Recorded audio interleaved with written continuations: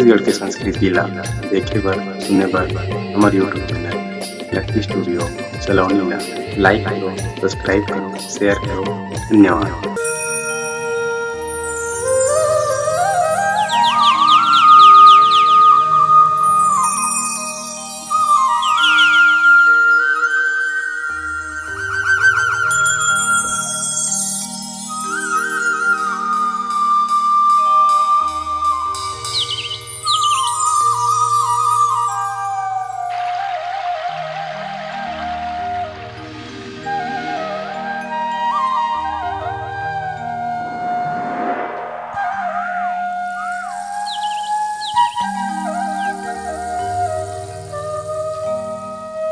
बोल बम्बेश्वरी मैया की जय, बोल सुरला मैया की जय, बोल दुर्गा मैया की जय।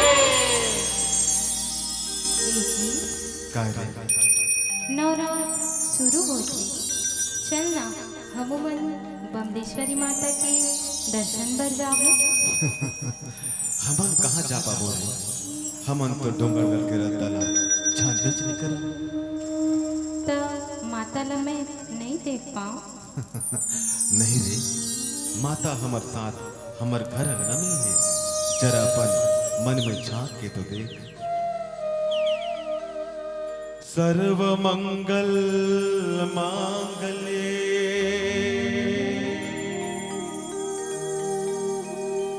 शिवे सर्वार्थ साधिके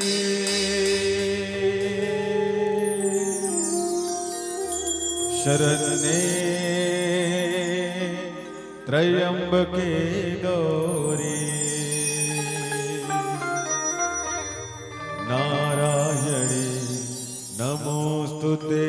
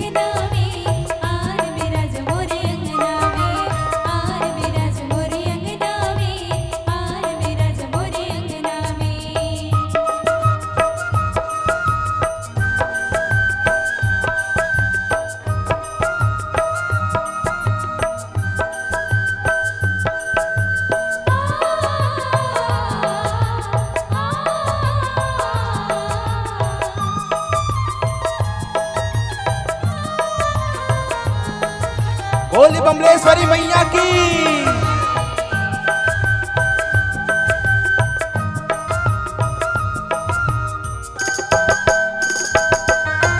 कलकत्ता के काली हो मैया डोंगरगढ़ बमलाई हो माँ। डोंगरगढ़ बमलाई हो मैया, डोंगरगढ़ बमलाई हो। कलकत्ता के काली हो मैया डोंगरगढ़ बमलाई हो माँ। डोंगरगढ़ बमलाई हो मैया, डोंगरगढ़ बमलाई हो माँ। झलमला के गंगा मैया हो झलमला के गंगा मैया गावे की शीतला दाई हो। आर बिराज मोरी अंगना में, आर बिराज मोरी अंगना में, आर बिराज मोरी अंगना में, आर बिराज मोरी अंगना में। डोंगरगढ़ के माँ बमलाई हो मैया हो। डोंगरगढ़ के माँ बमलाई तू मेरा तो तोरा हो।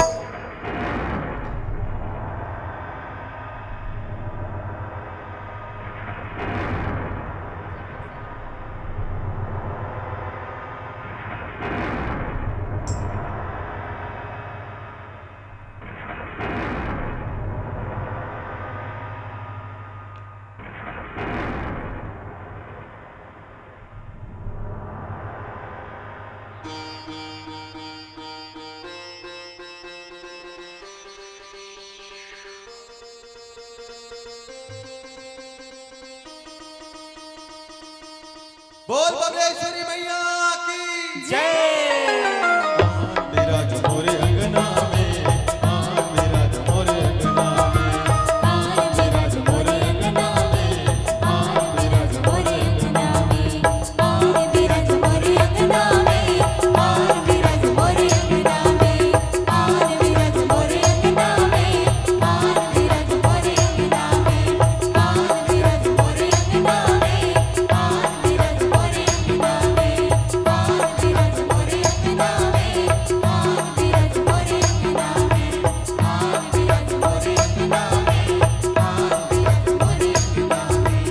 आर बिराज मोरी अंगना में, आर बिराज मोरी अंगना में। आन बिराजो मोर अंगना में, आन बिराजो मोर अंगना में।